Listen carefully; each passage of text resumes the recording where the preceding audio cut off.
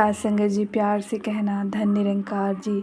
सात संगत जी, जब हम आज के इस संसार में भक्ति की बात करते हैं तो भक्ति का आधार जो बताया गया वो यही बताया गया कि आज के इस युग में हम केवल नाम रूप लेकर ही, नाम से ही तर जाएंगे, भक्ति को प्राप्त कर लेंगे।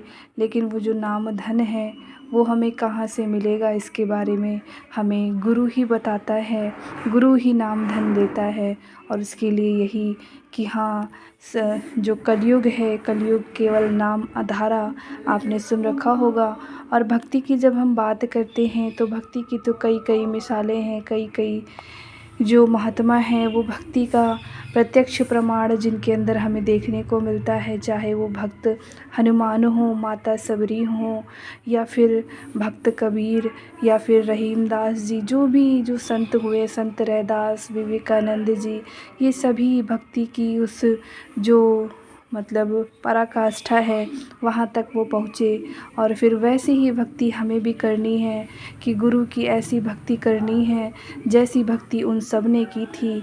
जो भक्ति का जो सार है वो यही है कि जब आप सारे बंधनों से मुक्त होने का प्रयास करने लगेंगे, वहाँ से आपकी भक्ति शुरू हो जाती है।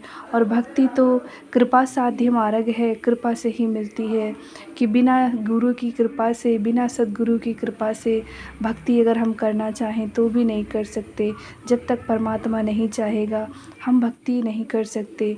संसार में तो बहुत तरीके की भक्तियाँ हो रही हैं, लेकिन हमें जो वो भक्ति करनी है, कहते हैं ना कि गुरु को जानकर जो भक्ति की जाए, परमात्मा को जानकर जो भक्ति की जाए, वो ही भक्ति सार्थक होती है।